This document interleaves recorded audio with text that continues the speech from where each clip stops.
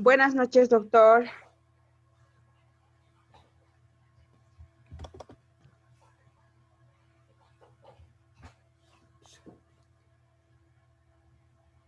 Doctor, buenas noches.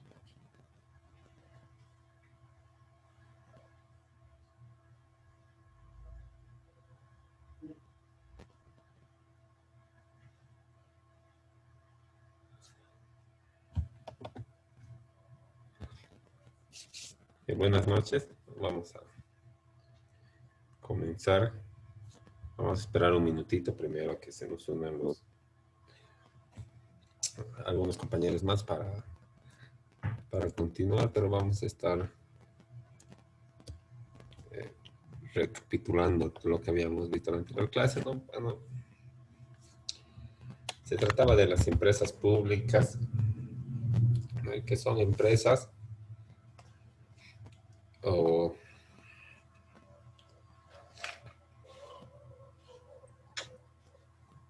prestaciones de servicios que realiza el Estado y que el paquete accionario es totalmente de propiedad del Estado, o por lo menos de un 51% o más, viene a ser capital público. Entonces, estas son las empresas públicas y las utilidades que son incluidas en el ingreso nacional, al igual que los impuestos. Y también generan gastos, ¿verdad? Y realizan sus presupuestos que tienen que ser integrados, al igual que los presupuestos de las alcaldías o de las gobernaciones, a la ley del presupuesto que cada año se dicta, como ya habíamos visto, ¿no? Y como dice el artículo 48 del Decreto Supremo 28631, son personas jurídicas de derecho público con patrimonio y autonomía de gestión administrativa, financiera y legal. Entonces, también habíamos visto que tienen su propia escritura de constitución, tienen también su propio régimen administrativo, o sea, su propia gerencia, su modalidad de toma de decisiones, la, la manera de elegir los cargos y demás, que les da, como dice el artículo 48 de este decreto, ¿no? Autonomía de gestión administrativa, financiera porque genera sus propios recursos, ¿no? Y legal porque tiene sus propios estatutos y reglamentos a los que también se atienen, ¿no? Y bueno, los estatutos y reglamentos nunca pueden ir en contra de las resoluciones administrativas, de la autoridad del ramo, ni tampoco pueden ir en contra de las resoluciones ministeriales, ni los decretos, ni las leyes. Pero es como un, eh,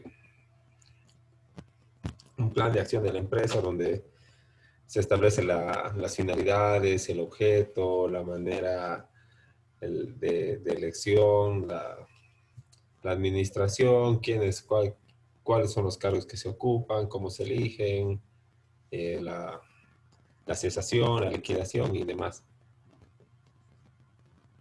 De acuerdo a la Constitución Política del Estado, en el artículo 309, señala que la forma de organización económica estatal comprende empresas y otras entidades económicas de propiedad estatal que cumplirán los siguientes objetivos, ¿no? Entonces podemos deducir que la empresa es esa persona jurídica que es de propiedad del Estado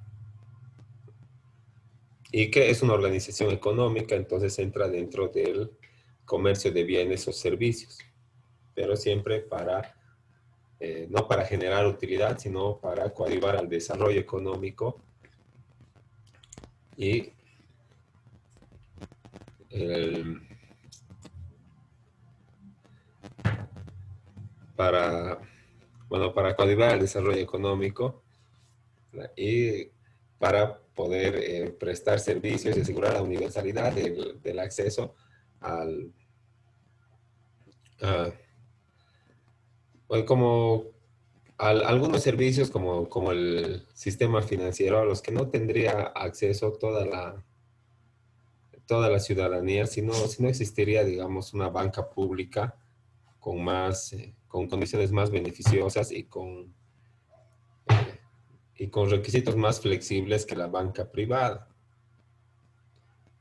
Entonces, ese es un buen ejemplo de cómo se constituye una empresa pública para coadyuvar al desarrollo, ¿no? Esto sacrifica la utilidad de la empresa porque no le importa mucho obtener utilidad, no es su objetivo principal como el de la empresa privada, sino que su objetivo principal es el desarrollo y por debajo de este objetivo recién viene el de generar utilidad para poder gestionar su propia administración y también, si existe utilidad, pues que sea ingresada al TGN con el calificativo de ingreso público, como los impuestos, como las tasas, las contribuciones especiales, las sanciones, las multas y otros cobros que hace el Estado para que año tras año pueda soportar su administración.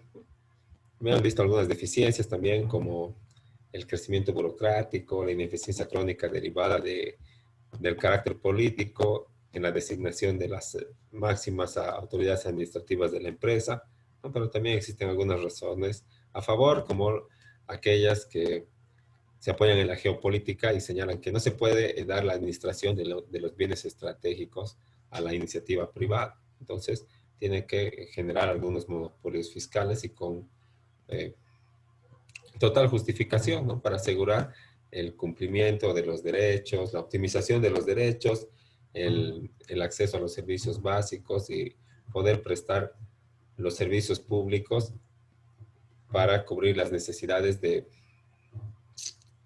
orden básico, ¿no? Que tienen que ser cubiertas solamente por el Estado, como habíamos hablado de la... Bueno, un ejemplo también es la policía, ¿verdad? Porque la policía presta, mediante la policía el Estado presta seguridad ciudadana. Y no se puede dejar por la seguridad ciudadana, que es estratégica, a la iniciativa privada, ¿no? Para que exista varias policías y uno contrate la policía que mejor le convenga y encima habría que revestirles de autoridad, ¿no? Tal vez también el agua o los hidrocarburos o la administración del patrimonio nacional, pero aquellos bienes que tengan el carácter de inembargable, imprescriptible, intransferible, porque son patrimonio cultural o, o intangible de la...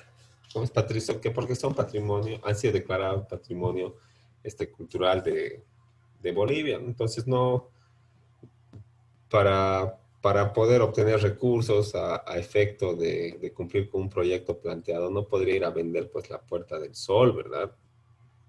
¿No? El, entonces, también se evita, aparte de establecer monopolios de carácter fiscal, se evita monopolios privados. Entonces, cuando la iniciativa privada no está monopolizando un rubro, el Estado puede establecer una empresa pública para generar una sana competencia, ¿no? Con esa empresa y así evitar que los servicios que presta o los bienes que vende se, sean inaccesibles bueno, no exista otra opción a la que pueda recurrir la ciudadanía. Entonces, el, no existiría cómo satisfacer esa necesidad, no sé, de manera masiva, no solamente estaría reservado para un grupo con un muy elevado patrimonio. Así que cuando se está estableciendo un monopolio privado también se justifica el establecimiento de una empresa pública, ¿no? Como competencia dentro del mismo rubro. Y también existe una justificación social porque mediante el establecimiento de estas empresas públicas se pretende contribuir al desarrollo y bueno, se contribuye al desarrollo muchas veces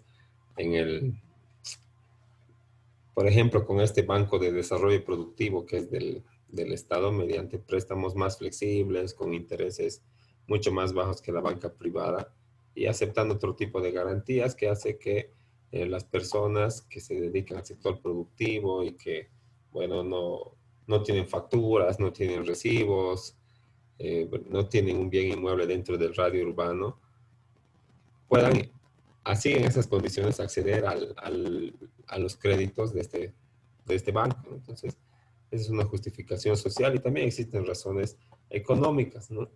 Pues mediante las empresas públicas se generan ingresos para el Estado que van a ir a soportar la continuidad de la prestación del servicio de esas empresas públicas, porque como hemos visto tienen autonomía financiera, ¿verdad? Y la autonomía financiera quiere decir generar ingresos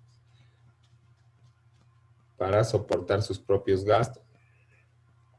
Pero si existe utilidad, van a ir a engrosar el terreno. Así que eh, por eso es muy importante desde el punto de vista económico, ¿no? Y bueno, habíamos visto algunos criterios, algunas conclusiones para lograr mejorar la prestación de los servicios o el ejercicio de la actividad de estas empresas públicas, ¿no? Con el mejoramiento de las direcciones técnicas, alguna mayor flexibilidad en la toma de decisiones, porque el, al estar bajo tuición del ministerio, ¿no? Y al ser el cargo, y al haber sido escogido de manera política, las máximas autoridades administrativas de la empresa van a tener que hacer caso a quien les ha dado la pega, pues, ¿no? Aunque esas decisiones pongan en riesgo la continuidad de la empresa o la inversión de la empresa o algún otro aspecto que no vaya a ser tomado en cuenta solamente para cumplir la orden de un superior jerárquico. Entonces, tiene que haber una mayor flexibilidad en la toma de decisiones de los ejecutivos en cuanto al ejercicio de la actividad económica en la que está inmersa la empresa pública. Y luego la integridad ética y honestidad administrativa que va de la mano con los valores personales de cada uno de los funcionarios públicos que prestan los servicios. El, como, bueno, por ejemplo, podrían venir a tu casa a resolver una fuga de agua, ¿verdad? Porque, bueno, como un ejemplo, ¿no? El CEMAPA a veces, o, o las empresas de agua de cualquier departamento, son públicas, ¿verdad? Y cuando identifican una fuga y viene el técnico, ellos son funcionarios públicos y tienen el equipo que es de la empresa pública para detectar la fuga, pero lo único que te dicen es, bueno, ven a girar el medidor y te dicen, ya, entonces hay una fuga y tienes que hacer arreglar, pero no te dicen dónde. Pero si le dices, tú puedes arreglármelo todo y le pagas de manera independiente, va a venir con el equipo que tenía que venir con el equipo de ese mapa para identificar fugas, así un equipo de sonido que se pone al piso y capta el sonido del agua que está filtrando, ¿no? Y por eso tú tienes que pagarle pues unos 500, 600 pesos, porque si no, no te va a decir dónde está la fuga, solamente te va a decir que el medidor sigue girando. Entonces, con un poquito más de ética, ¿no? Y honestidad en la función pública, se podría arreglar eso el, de manera regular dentro de los horarios y de las funciones de la empresa pública. Pero bueno, los funcionarios públicos, algunos no son muy honestos y te cobran de esa manera y de muchas otras maneras también, como en el juzgado, por ejemplo, cuando uno va a hacer una provisión ejecutoria o tiene que ir a hacer una citación, una notificación. Estamos acostumbrados a pagar, no deberíamos, ¿verdad? Pero la costumbre hace que realicemos estos pagos y los funcionarios públicos también esperan recibirlos y si no, bueno, toman represalias. Entonces, todo el sistema se mueve de esa manera. Entonces, uno ya sabe que tiene que ir a pagar al oficial, que tiene que pagar por la provisión ejecutoria, por la copia legalizada, por actuaciones que uno no debería pagar ni un peso. Entonces, eso también hace que, eh, y de la misma manera cobran en algunas empresas públicas para generar algunos, para agilizar algunas actuaciones, algunas certificaciones o tal vez alguna inspección. Entonces, siempre está presente este elemento de la corrupción, de la coima, y es algo ya de costumbre, ¿no? Y bueno, eso es también un punto que va en contra de las instituciones públicas y de las empresas públicas en general, porque la gente está acostumbrada a eso, ¿no? De ambos lados, no solamente el que recibe, sino también el que da, ¿no? Y bueno, también aparte de empresas públicas, como estábamos viendo, pueden constituirse, o el Estado puede constituir con el apoyo de la iniciativa privada, las empresas o las sociedades de economía mixta.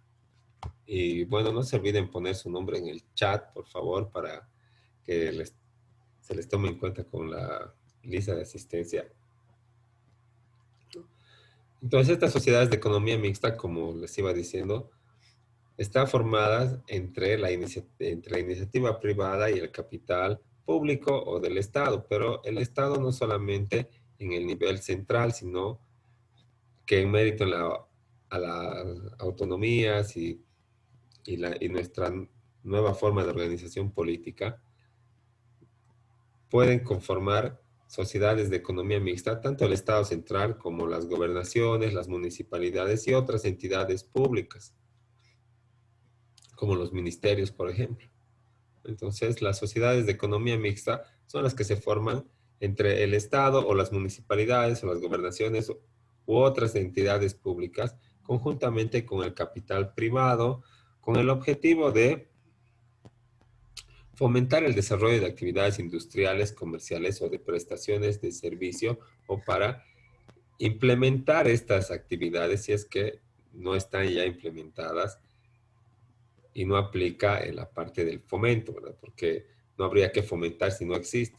Entonces habría que implementar estas actividades industriales, comerciales o de prestaciones de servicio. Entonces el Estado puede unirse con la iniciativa privada, por ejemplo, para producir medicamentos o para producir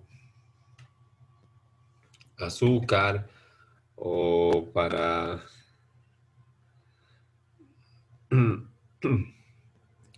o para dar préstamos, ¿no? Porque esos son los servicios, ¿verdad? El BDP, que es es el ejemplo que les di, ¿no? Es el banco público, pero este banco no hace actividades industriales, ¿verdad? Ni comerciales, ¿no? No vende bienes, ¿no? Ni los produce. ¿Qué hace? Presta servicios de índole financiera, ¿no? Servicios financieros. ¿Cuáles son los servicios financieros? Es la intermediación financiera, recibir préstamos, recibir depósitos a manera de ahorro y otorgar préstamos. Entonces, el Estado se ha unido con el capital privado, que en realidad es una fundación internacional de fomento. 80% es del Estado y 20% es de esta fundación. Y entre los dos han constituido el Banco de Desarrollo Productivo-SAM, Sociedad Anónima Mixta. Es una sociedad de economía mixta. Y lo que hace es fomentar el desarrollo de las actividades de las prestaciones de servicios financieros para poder asegurar la universalidad del acceso a los servicios financieros, que también está establecida en la norma, en la ley 393, que es la ley de servicios financieros. Un principio es la universalidad del acceso a los servicios financieros. Y no se podría asegurar la universalidad si no existiría esta banca pública o este BDP, porque hay un porcentaje grande de gente que no puede cumplir con los requisitos que son requeridos por los bancos privados o por las entidades de intermediación financiera privada. Por ejemplo, garantía hipotecaria. Una casa con tu registro, con tu nombre registrado en derechos reales y que pueda ser, en su caso, ¿no? En el caso de que tú incumplas el préstamo, pueda ser rematada. Pero hay un gran porcentaje de gente que tiene propiedades agrarias. Las propiedades agrarias no pueden ser rematadas porque cumplen una función social de producción y de mantenimiento de una unidad familiar. Entonces, así puesta como está y fuera del área urbana, no puede constituirse en garantía hipotecaria porque si tú no pagas o caes en mora, esa garantía nunca va a poder ser rematada. Lo único que va a poder hacer el banco es quedarse con los papeles a manera de custodia, pero eso de qué le sirve al banco. Entonces, todo ese porcentaje de gente está privado de ir a los bancos que constituyen la banca privada, como el mercantil, el económico, ¿verdad? Porque, bueno, pueden ir y solicitar, pero cuando ellos presenten su garantía, su propiedad agraria, no les van a hacer caso, porque esa garantía no puede ser llevada al remate. Entonces, para asegurar la universalidad de este porcentaje de personas que no cumplen con los requisitos eh, que son exigidos por las entidades de intermediación financiera privada, ¿cómo se constituye la banca pública para el desarrollo? No, no otorga préstamos de consumo, ¿verdad? No otorga préstamos de viajes de vacaciones, sino solamente para el desarrollo de actividades industriales, comerciales o de servicios. Entonces, si ustedes están dentro del sector productivo o inclusive de prestación de servicios y están pensando obtener un préstamo o un crédito para poder hacer crecer su emprendimiento o su actividad industrial, comercial o de prestación de servicios, tal vez les conviene ir pues al BDP, ¿no? Porque existen condiciones mucho más flexibles. Entonces, para eso se constituye y así van a poder desarrollarse económicamente. Y para eso se constituye o se constituyen las empresas públicas y las sociedades de economía mixta para que el Estado ingrese al sector de comercio, de servicios, para poder coadyuvar al desarrollo de la sociedad.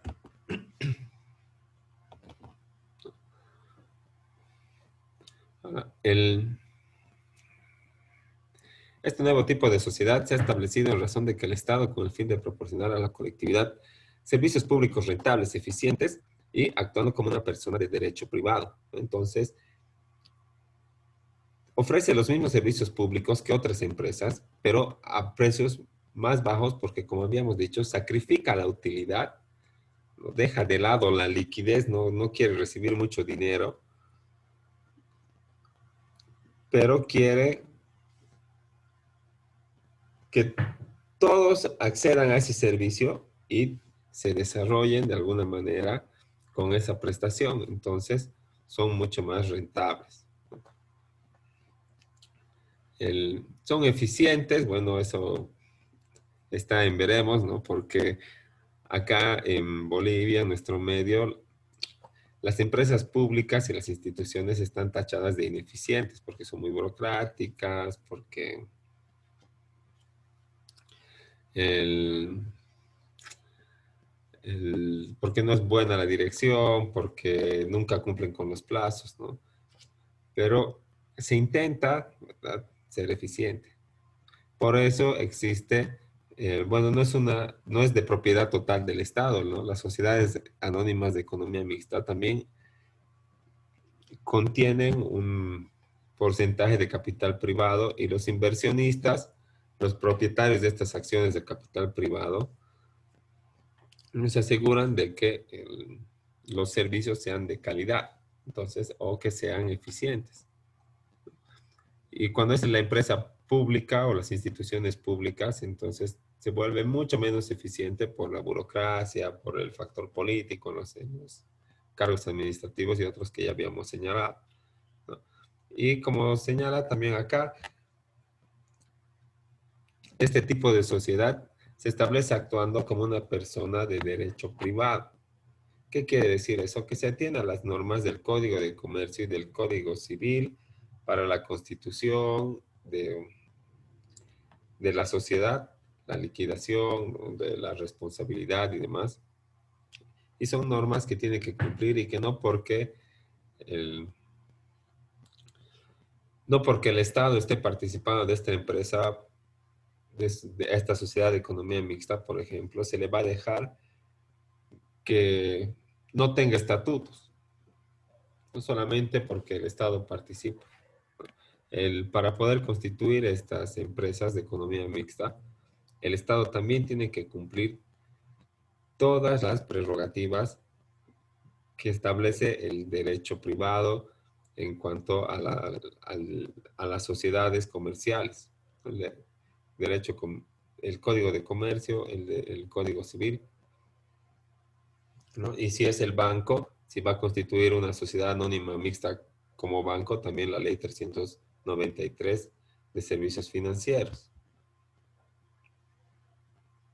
¿no? Por lo tanto, une el capital público con el privado, buscando obtención de utilidades traducidas en servicios para la colectividad, ¿no? Pero se sacrifica la utilidad en comparación con la empresa privada que está en el mismo rubro. No va, porque no es su principal objetivo la obtención de la utilidad. Su principal objetivo es coadyuvar con el desarrollo, ¿verdad? Entonces tiene que prestar un servicio público más rentable, como señala aquí en la misma diapositiva. Y como les iba diciendo, son personas de derecho privado, salvo disposiciones especiales, tienen que estar sujetas a todas las normas que siguen la Constitución y el desenvolvimiento de la sociedad anónima. Y tiene que ir, tiene que transitar todo el camino que transita una sociedad privada para tener para obtener su personería. Por ejemplo, una sociedad anónima o una SRL que no tenga participación con el Estado. ¿Eso qué quiere decir? Que tiene que tener su libro de actas aperturado por el notario, tiene que tener el acta de constitución, tiene que tener el acta de elección de directorio, tiene que tener el acta de aprobación de estatutos y reglamentos, de otorgación del poder. Luego tiene que tener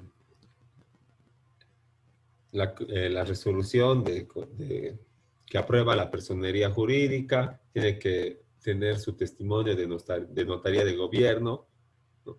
Donde está transcrita esta resolución y la constitución y otros documentos pertinentes. Y también tiene que tener un NIT, ¿no? Tiene que cumplir con las obligaciones tributarias y también, asimismo, tiene que tener un registro en Fundempresa y tiene que estar registrado también el poder del representante ahí en Fundempresa. Entonces tienen que cumplir todas las normas que siguen la Constitución y el desenvolvimiento de las sociedades anónimas. No pueden saltarse ninguna solamente con el pretexto de que el Estado está participando de esa sociedad de economía mixta. Ahora, esta sociedad de economía mixta, cuando se conforme de esta manera, o sea, con la participación del Estado y de la iniciativa privada, y sea una sociedad anónima, va a llevar al final, en su denominación, la abreviatura, las iniciales SAM, ¿no? Para establecer que es una sociedad anónima mixta, ¿no? Ya justo estábamos también habíamos tocado ese punto de la denominación, la razón social y el giro de una empresa, de una sociedad anónima, ¿no? De acuerdo a lo que prescribe el Código de Comercio, una, una sociedad anónima, ¿no? Tiene que tener una denominación seguida de la sigla SA, ¿no? Y dentro de esta denominación tiene que incluirse el giro, ¿no? Como parte de la denominación. La denominación es el nombre de la empresa, ¿verdad? Ahora, no es lo mismo una denominación que una razón social. Cuando se habla de razón social en el Código de Comercio, siempre van a ver que hacen referencia al nombre de uno de los socios o de varios socios. Y si no son todos los socios los que están dentro del nombre o de la razón social, entonces tienen que poner y compañía. Por ejemplo, Juan Pérez y compañía, sociedad anónima. ¿No? Eso es una razón social. Una denominación es un nombre de fantasía. Por ejemplo, La Veloz, sociedad anónima. Ahora el giro es a lo que se dedica y que por norma también tiene que formar parte de esta denominación o razón social cuando es una sociedad anónima. Entonces, si fuera una imprenta, su nombre tiene que conformarse imprenta, La Veloz, SA o sociedad anónima. En el caso de que lleve una denominación. Ahora, si nuestra imprenta tiene razón social, será pues imprenta, Juan Pérez y compañía, sociedad anónima. No, no confundan lo que es una razón social con una denominación y con el giro, ¿no? Es lo mismo. Y eso pueden revisarlo en el Código de Comercio. Ahora, cuando existe la iniciativa o la participación del capital público, aparte de llevar al final SA, tiene que poner una M más, haciendo referencia al carácter de mixta o de la participación del capital público dentro de esa empresa, o sociedad anónima mixta. Como ya les o ya les decía el ejemplo del Banco de Desarrollo Productivo-SAM, Sociedad Anónima Mixta. En el número de socios, no puede constituirse con dos o más socios. En una sociedad siempre hace referencia a una pluralidad y una pluralidad es diferente a una singularidad, o sea, más de uno. Dos pueden formar una sociedad. Ahora, en el caso de los bancos, ¿no? Siguiendo el ejemplo del BDP, Sociedad Anónima Mixta, en la ley 393 establece que